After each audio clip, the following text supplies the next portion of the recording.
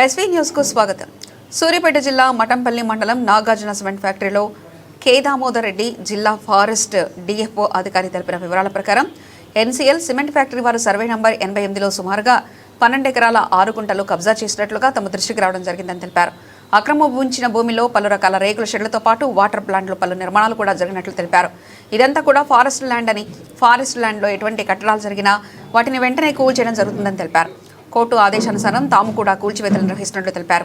Company వారికి మార్చి నెలలో నోటీసులు అందించడం జరిగిందని తెలిపారు. ఎన్సీఎల్ సిమెంట్ ఫ్యాక్టరీ యాజమాన్యం కూడా కొన్ని రకాల డాక్యుమెంట్లు సబ్మిట్ చేయడం జరిగిందని తెలిపారు. ఆ సబ్మిట్ చేసిన డాక్యుమెంట్లన్నీ కూడా వెరిఫికేషన్ చేస్తే అందులో కూడా అది ఫారెస్ట్ ల్యాండ్ అని తేలడం జరిగిందని తెలిపారు. ఎన్సీఎల్ మైనింగ్ కూడా ఫారెస్ట్ ల్యాండ్తో పాటు రైతుల ల్యాండ్లను చేస్తున్నట్లుగా గతంలో కూడా ఆరోపణలు వచ్చాయి. గుడ్లపల్లి గ్రామస్తులు ఇదే అంశంపై కొన్నిసార్లు ధర్నా నిర్వహించారు. కానీ ఇప్పటివరకు కూడా ఆ ల్యాండ్పై ఎటువంటి న్యాయం జరగలేదని రైతులు ఆవేదన వ్యక్తం చేస్తున్నారు.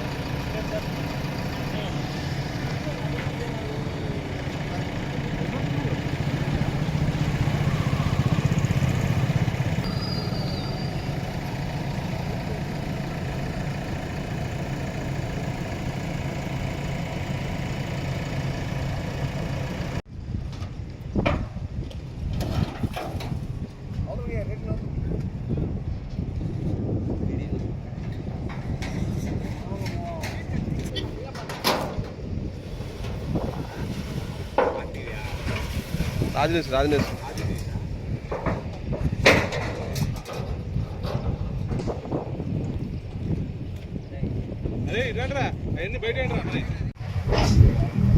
గతంలో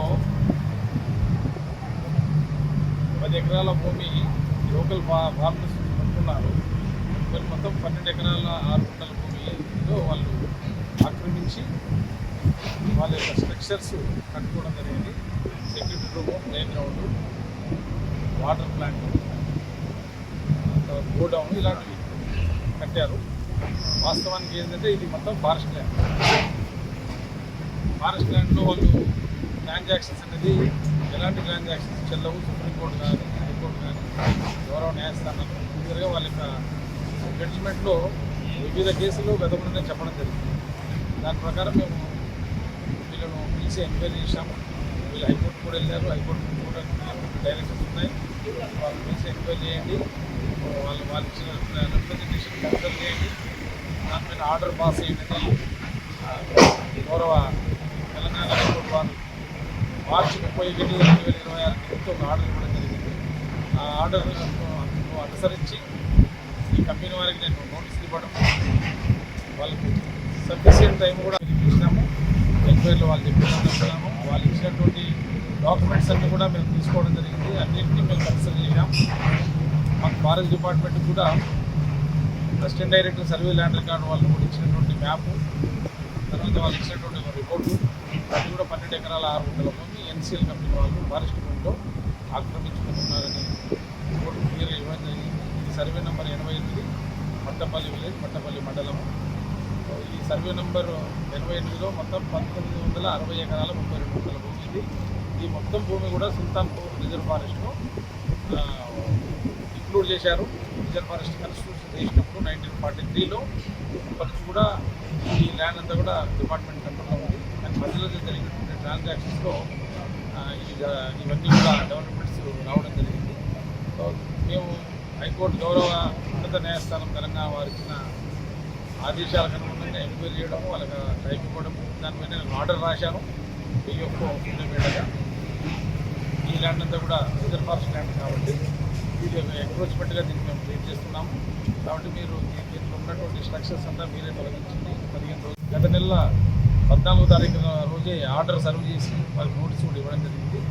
సో ఈ నెల ఈరోజు 17వ తారీఖు, ఆగస్టు 17, ఈరోజు వరకు కూడా వాళ్ళు ఎలాంటి లేదు. కాకపోతే నేను ఇచ్చినటువంటి ఆర్డర్ పైన వారు గౌరవ తెలంగాణ హైకోర్టు వారిని సంప్రదించి వాళ్ళ ముందర ఒక రిట్ పిటిషన్ ఫైల్ చేయడం జరిగింది.